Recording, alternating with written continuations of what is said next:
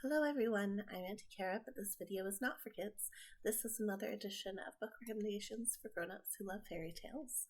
Today I'm going to be reading to you from and talking about Innocent Traitor, a book by Alison Weir. And it is a historical fiction book about the reign of Lady Jane Grey, who is also known as the 9 Days Queen because she only ruled for 9 days.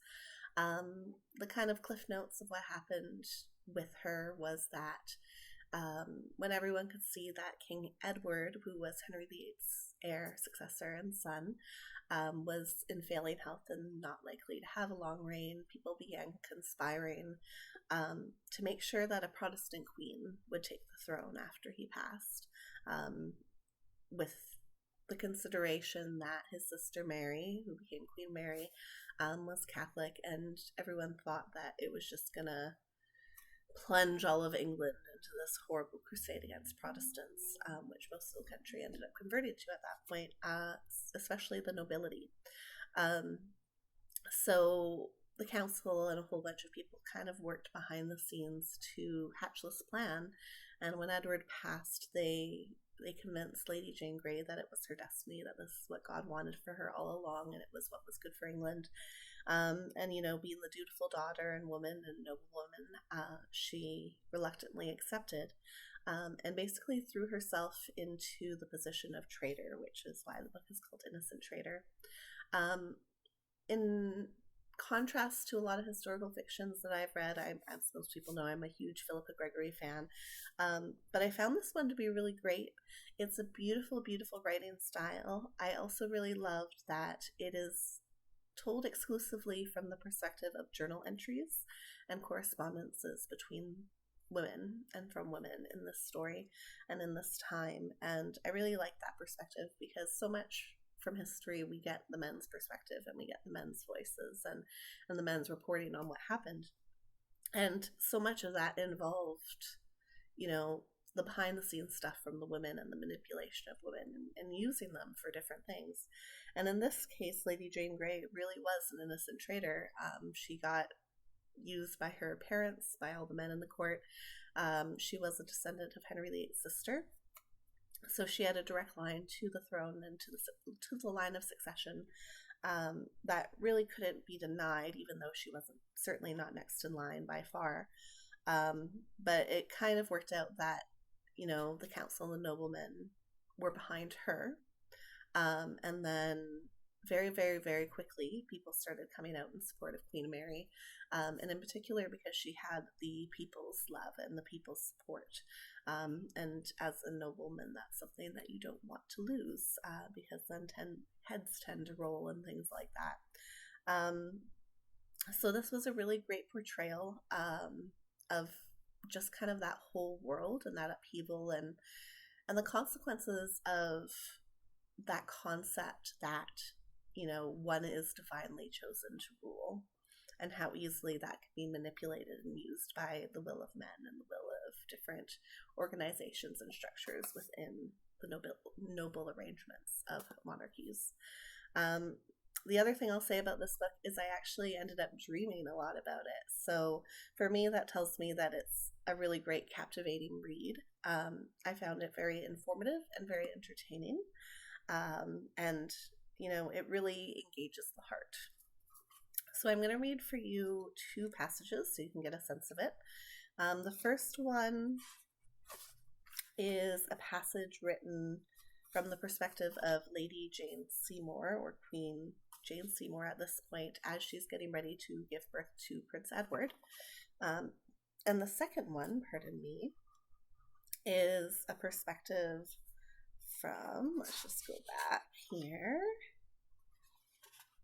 from Lady Jane Tully, but it's the perspective of Lady Jane Grey getting convinced that she's the next in line and that it is God's will that she takes the throne. All right, so let's start with Lady Jane Seymour, mother of the heir apparent. This happens when she is in her confinement about to give birth. Most women, I am told, sink into a pleasant state of euphoria as their precious burden grows heavy, as if nature is deliberately affording them a short respite before the ordeal that lies ahead and the responsibilities of motherhood that follow it. But I have enjoyed no such comforting sense of well-being or elation at the glorious prospect of facing me, God willing. My constant companion is fear. Fear of the pain of labor, fear of what will happen to me if I bear a girl or a dead child, as my two unfortunate predecessors did. Fear of my husband, who, for all his devotion and care for me, is still a man before whom even strong men tremble. How he could ever have settled his affection on such a poor plain thing as I is beyond my limited comprehension. My women, when they dare mention the subject, whisper that he loves me because I am the very antithesis of Anne Boleyn, that black-eyed witch who kept him at bay for 7 years with promises of undreamt-of carnal adventures and lusty sons, yet failed him in both respects once he had moved heaven and earth to put the crown on her head. I cannot think about what he did to Anne Boleyn, for even though she was found guilty of betraying him with 5 men, one her own brother, it is horrifying to know that a man is capable of cutting off the head of a woman he has held in his arms and once loved to distraction. And it is even more horrifying that when that man is my husband. So I live in fear.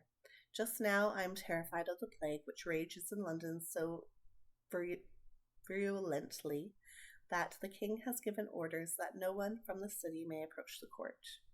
Confined to my chamber for the past 6 weeks, as is the custom for English queens, with only women to wait on me and the imminent birthing to brood on, I am prey to all kinds of terrors. So, in a way, it is a relief now to have something real upon to which focus my anxieties. Henry is not here. He has gone hunting, as is his wont and his passion, although he has given me his word that he will not ride more than 60 miles from here. I would be touched by his concern had I not learned that it was his counsel that advised him not to stray farther from me at this time. But I am glad all the same that he has gone. He would be just one more thing to worry about. His obsessive and pathetic need for this child to be a boy is more than I can cope with. It is now afternoon, and my pains are recurring with daunting intensity, even though the midwife tells me that it will be some hours yet before the child can be born. I pray God that this ordeal may soon be over, and that he will send me a happy hour, for I do not think I can stand much more of this. It's just such elegant writing. All right, so now we go to the hour of truth.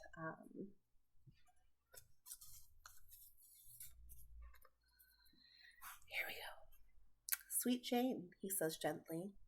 Now I know he's been playing a part. It's even been scripted for him, as his next words prove. He's probably been reciting the speech all day.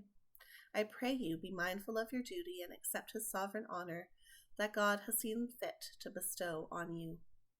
There is, I know well, no one more fitted by descent, learning, and religion for it, and it is clear that God has designated you to be the savior of his faithful people. I stare at him in astonishment.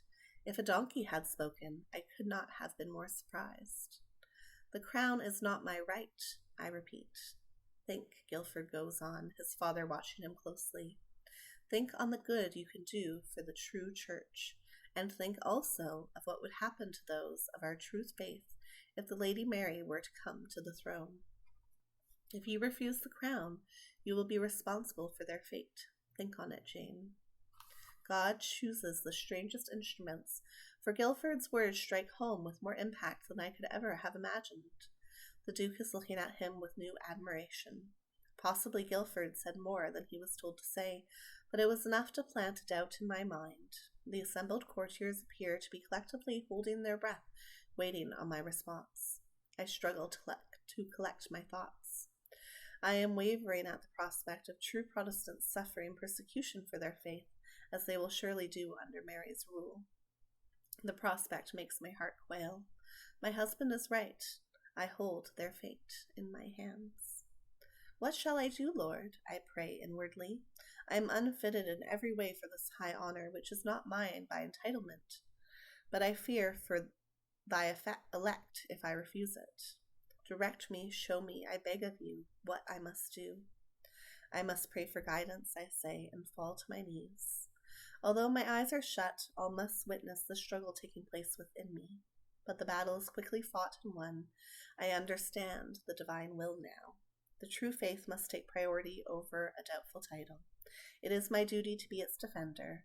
There is no other course I can take. It is a bitter cup, but I must drink it. My faithful decision is made. Northumberland looks on approvingly as I open my eyes and call on God to be my witness. If what has been given to me is lawfully mine, may thy divine majesty grant me such spirit and grace that I may govern to thy glory and service and to the advantage of the realm. All right. So that's just a little taste of Innocent Traitor. I hope you enjoyed it. I hope you enjoyed this video. Don't forget to like and subscribe if you did for more ones. And I will be back again in a few weeks with another. Thank you so much. Ta-ta for now, and keep reading.